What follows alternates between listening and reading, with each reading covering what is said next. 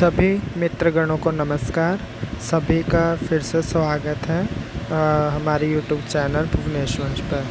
जैसा कि सभी को पता है, कल हिंदी ऑनर्स के सभी छात्रों का 24 जुलाई 2023 को DSC 6 हिंदी निबंध एवं अन्य गतिविधियों का पेपर है।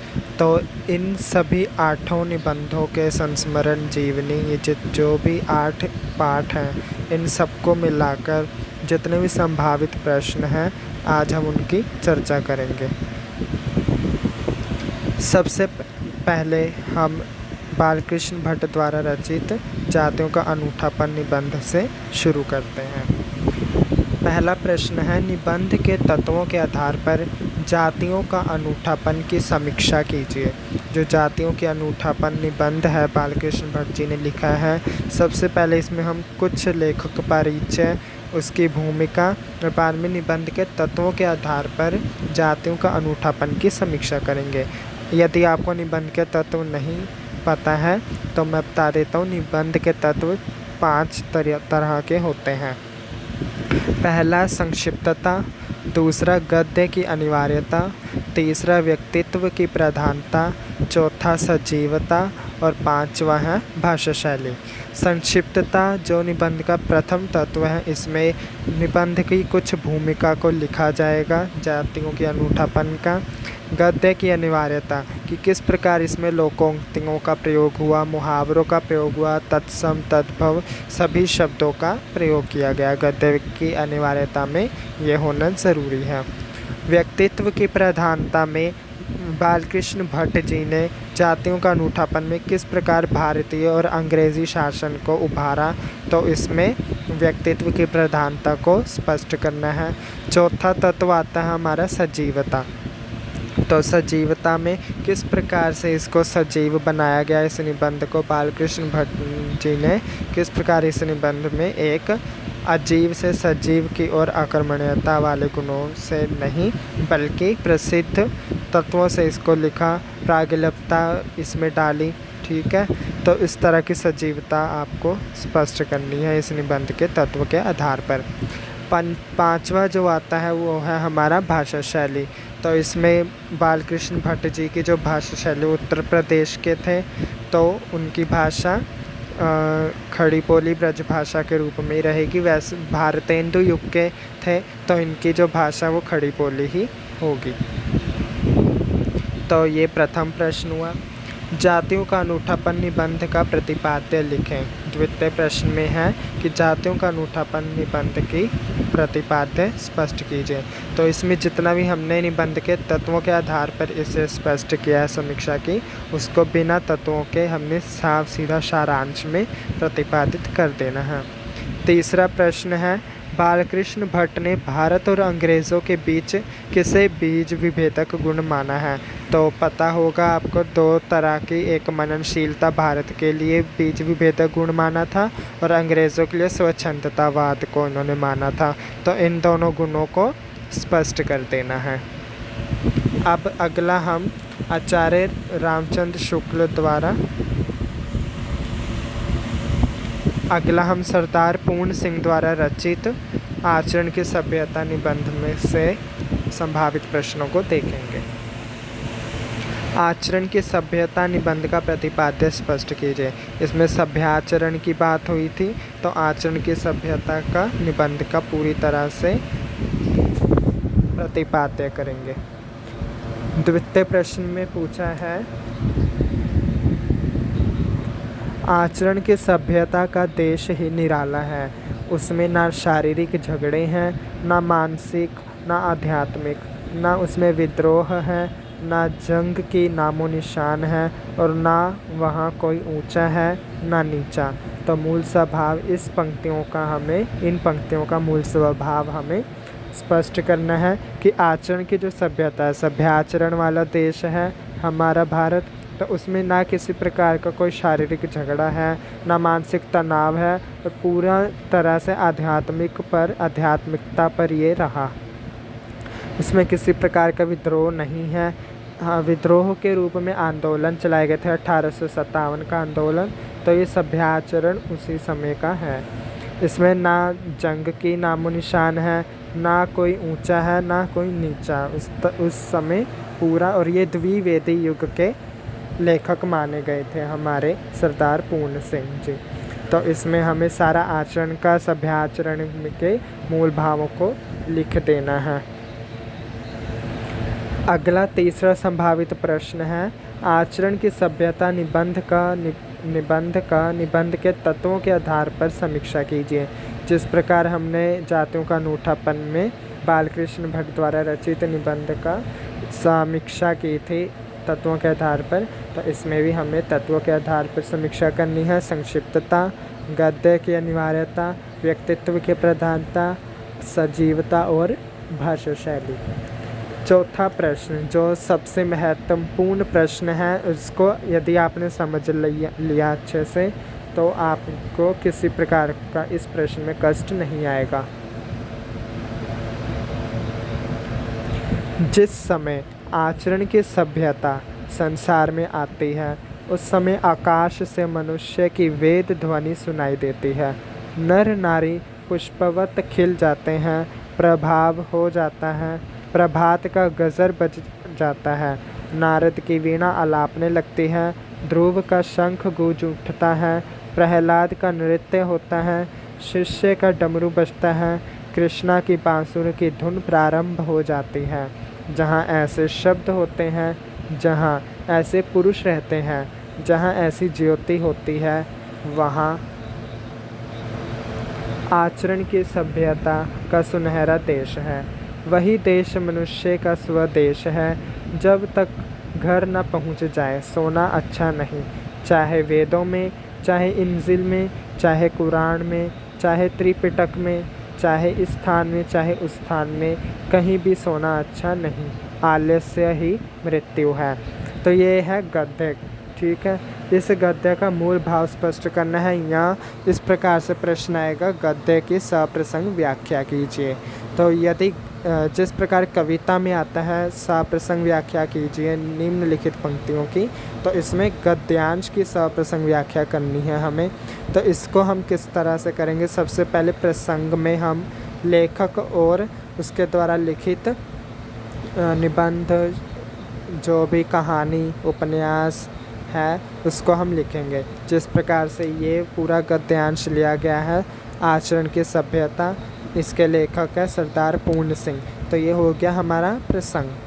फिर उसके बाद आएगा हमारा संदर्भ। संदर्भ में हम इस निबंध का कुछ प्रकार से विचरण करेंगे। इस निबंध को वैचारिक भूमिका प्रदान करेंगे कि क्यों सरदार पूर्ण सिंह ने सभ्याचरण को लिखा।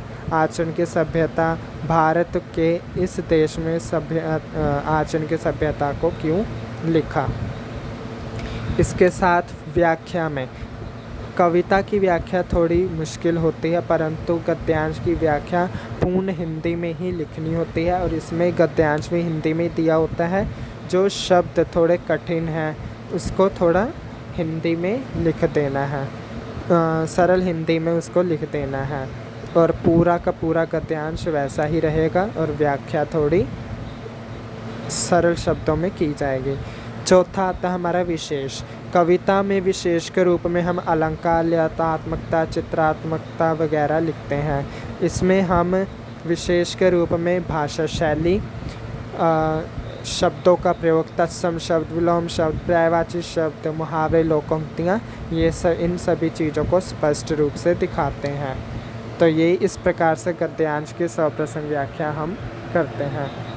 अगले जो निबंध हमारा आचार्य रामचंद्र शुक्ल जी द्वारा रचित निबंध करुणा। तो इसमें से हमारे संभावित प्रश्न हैं,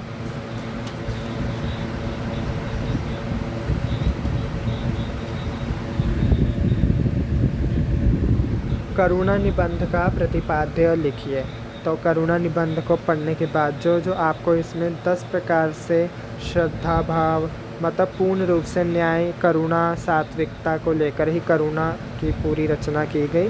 तो इसमें आपको जो भी समझ आए, जिस प्रकार से कम 10 तत्वों के आधार पर इस निबंध को लिखा गया था। आचार्य रामचंद्र शुक्ल जी ने इसे 10 प्रकार से लिखा। अभी जो 10 प्रकार से उन्होंने इस निबंध को लिखा वो इस प्रकार है। सबसे पहले उन्होंने करुणा की परिभाषा के ऊपर लिखा कि करुणा की परिभाषा क्या है। जब बच्चों का संबंध कुछ कुछ होने लगता है ज्ञान से और दुख उनके अंदर मतलब आने लगता है, उसे करुणा कहते हैं। दूसरा उन्होंने विचार से करुणा का उल्टा अर्थ बताया कि जहाँ पर करुणा का अर्थ करुणा होता है वहाँ उसका उल्टा अर्थ क्रोध होता है, और जहाँ क्रोध होगा वहाँ पर लड़ाई झगड़े अवश्य होंगे, वहाँ पर हानि होगी ही होगी, और जहाँ पर करुणा होगी वहाँ पर भलाई का कारक रहेगा। तीसरा उन्होंने करुणा की प्राप्ति के लिए पात्र बताया कि दुख में की विशेषता और सुख की विशेषता में किस प्रकार करुणा जागृत होगी। अगर करुणा दिखाई देगी, अगर किसी के दुख को देखकर हम दुखी रहेंगे तो वो दुख करुणा उत्पन्न करता है, और किसी के सुख को देखकर अगर हम चिढ़ेंगे तो वो करुणा उत्पन्न नहीं करेगा। चौथा उन्होंने बताया है दूसरों के दुख के परिज्ञान से उत्पन्न दुख करुणा। यदि हम किसी को जानते भी नहीं हैं और उसके दुख में हम बेचैन हो रहे हैं तो इसका अर्थात वो करुणा है, जबकि सुख के लिए तो हमें उस मनुष्य का परिचित होना आवश्यक है। पांचवा, मनुष्य के भीतर शील और सात्विकता का संस्थापक करुणा है। जहाँ पर सात्विकता रहेगी वहाँ पर करुणा रहेगी, तो ये भी आचार्य रामचंद्र शुक्ल जी ने प्रस्तुत किया। छठा उन्होंने बताया करुणा और सात्विकता में गहरा संबंध। जहाँ उन्होंने बोला कि मनुष्य के हृदय में सात्विक भाव को जगाने वाली करुणा होती है। करुणा सात्विक भाव को उत्पन्न करने वाली होती है। किसी भी व्यक्ति को करुणा करते देख जब उसके प्रति श्रद्धा का भाव उत्पन्न होता है तो सभी प्रकार से हम उसका अच्छा या भला सोचते हैं, उसे करुणा कहते हैं। सातवें तत्व के आधार पर उन्होंने बताया करुणा करने वाले पर श्रद्धा उत्पन्न होती है, कि जो भी करुणा करता है किसी के प्रति वो दया भाव दिखाता है तो उस इंसान को देखकर भी हमें दया होती है, उस इंसान को देखकर हमें जो भाव उत्पन्न होता है उसे श्रद्धा कहते हैं।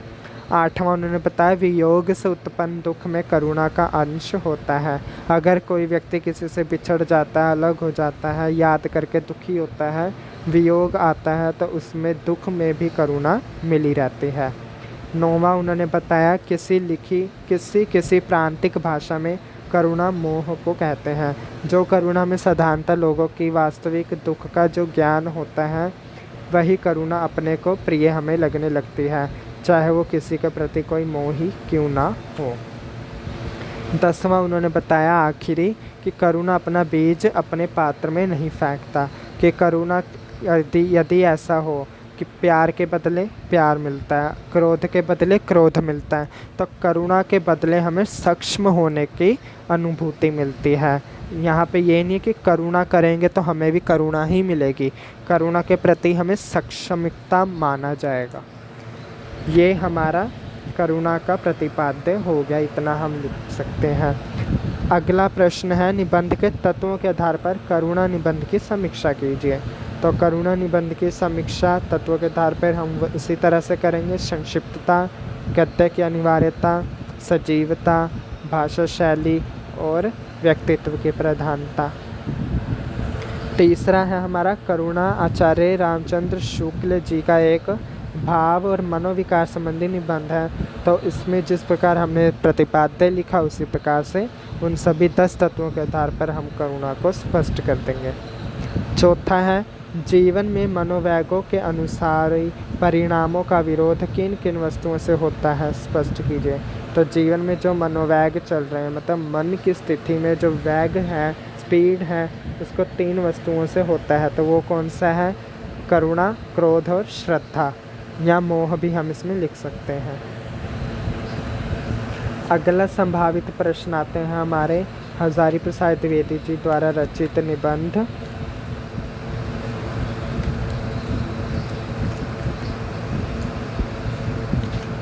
भारतवर्ष की सांस्कृतिक समस्याएं। भारतवर्ष की सांस्कृतिक समस्या निबंध का प्रतिपाद्य लिखें। तो इसमें संपूर्ण भारतवर्ष की जो सांस्कृतिक समस्याएं हैं आचार्य हजारी प्रसाद द्विवेदी जी ने उसे प्रस्तुत किया है, तो उसी के माध्यम से हम इसे प्रतिपादित कर सकते हैं। तत्वों के आधार पर भी इसे हम प्रतिपादित कर सकते हैं। और जो द्विवेदी जी ने हिंदू मुस्लिम मिलन के जो कौन कौन से 3 मार्ग बताए हैं, वो 3 मार्ग हमें यहाँ पे स्पष्ट करने हैं। जो हजारी प्रसाद द्विवेदी जी ने 3 मार्ग बताए हिंदू और मुसलमान को एक रूप करने के लिए उठाए जाने वाले कदम उन्होंने बताया, वो है हमारे आध्यात्मिक क्षेत्र, लौकिक क्षेत्र और वैज्ञानिक क्षेत्र के रूप में। तो इन तीनों क्षेत्रों को हमने प्रस्तुत कर देना है। अगली हमारी संभावित प्रश्न आते हैं चतुर्थ निबंध रामविलास शर्मा द्वारा रचित नए संघर्ष। इसमें निराला जी और हमारे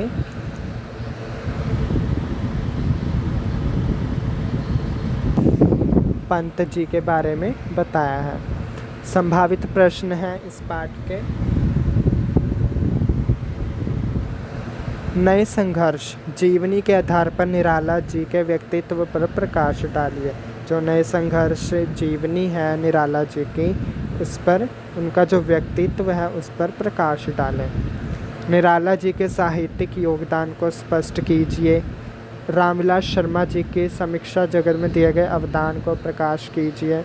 नए संघर्ष पाठ का प्रतिपाद्य लिखिए। तो इस प्रकार से ये सभी संभावित प्रश्नों को, इसमें भी तात्विक समीक्षा आ सकती है, परंतु ये निबंध नहीं है तो इसमें तात्विक समीक्षा नहीं पूछी जाएगी। अगले संभावित प्रश्न हमारा हरिशंकर परसाई जी द्वारा रचित सदाचार का ताबिज है। उसके हमारे कुछ संभावित प्रश्न हैं। सदाचार का ताबिज व्यंग का प्रतिपाद्य लिखें। सदाचार का ताबिज में निहित व्यंग को स्पष्ट कीजिए कि जो सदाचार का ताबिज है इसमें क्या उन्होंने बताया है। तो सदाचार का ताबिज बहुत ही छोटा सा है, तो उसको आप पढ़ लें और इसमें आपको सदाचार का ताबिज की विशेषताएं समझ आ जाएंगी। सदाचार का ताबिज व्यंग की शीर्षक की सार्थकता पर विचार कीजिए। तो इस व्यंग का जो शीर्षक है उसका सार्थकता बताएं कि सदाचार का ताबिज क्या है। तो ये सभ्याचरण के से मिलता जुलता है। अगला हमारा संस्मरण आता है जानकी वल्लभ शास्त्री जी द्वारा रचित अज्ञेय के साथ। तो अज्ञेय हमारे तार सप्तक के प्रथम कवि माने जाते हैं, तो ये उनके ऊपर सारा लिखा गया था संस्मरण। तो इसके संभावित प्रश्न हैं। आचार्य जानकी वल्लभ शास्त्री जी ने अज्ञेय को एक नए ही रूप में पाठकों के समक्ष रखा है, स्पष्ट कीजिए। तो किस प्रकार जानकी वल्लभ शास्त्री ने अज्ञेय को, जो इस प्रकार अज्ञेय कवि को एक बुरा कवि माना जाता था, लेकिन आचार्य वल्लभ शास्त्री जी ने उनकी सार्थकता बताई, उनके कई गुणों को इसमें बताया गया, तो उसे हम स्पष्ट करेंगे। अज्ञेय के साथ पाठ का प्रतिपाद्य लिखिए। यहाँ अज्ञेय जी के साहित्यिक अवदान पर प्रकाश डालिए। साहित्यिक अवदान पर हम प्रगतिवाद के तार सप्तक को इसमें लिख सकते हैं, जो कि हमने हिंदी साहित्य का सरल इतिहास आधुनिक साहित्य में पढ़ा होगा।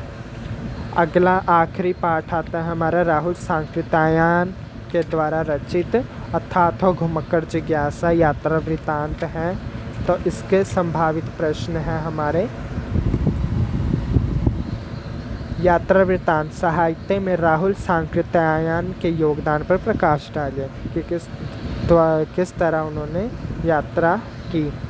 अथाथो घुमक्कड़ जिज्ञासा पाठ का प्रतिपाद्य लिखिए और आपके द्वारा की गई किसी यात्रा का वृत्तांत लिखिए। तो इस प्रकार से ये वैल्यू बेस्ड क्वेश्चन है। ये आ सकता है कि आपके द्वारा की गई किसी यात्रा का वृत्तांत लिखिए। यदि ऐसा प्रश्न आ गया तो कोई भी जिसने ना भी पढ़ा हो वो इसको लिख सकता है। सबसे महत्वपूर्ण बात,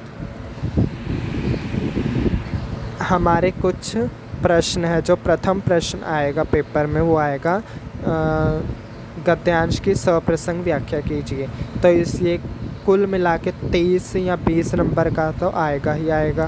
तो इस प्रश्न को अच्छे से आप संदर्भ सहित व्याख्या करके ज़रूर पूरा करें। और कल के एग्ज़ाम के लिए आप सभी को मेरी ओर से ऑल द बेस्ट। अच्छे से क्वेश्चंस को पढ़ के अच्छे से एग्ज़ाम दीजिएगा। और अगली जो वीडियो बनेगी, क्योंकि एग्ज़ाम कल मेरा भी है, मैं किसी प्रकार का कोई शिक्षक अध्यापक नहीं हूँ, मैं भी आप ही की तरह एक फर्स्ट ईयर सेकंड सेमेस्टर का एक छात्र हूँ। BA ऑनर्स हिंदी राजधानी कॉलेज में मेरे शैक्षणिक जो काल है ये चल रहा है। तो मैं आप सभी से विदा लेता हूँ और अगली वीडियो हमारी थर्ड सेमेस्टर के सिलेबस पाठ्यक्रम को समझाते हुए आएगी। तो तब तक के लिए आप सभी को नमस्कार। अच्छे से कल का आप सभी एग्ज़ाम दीजिएगा। धन्यवाद।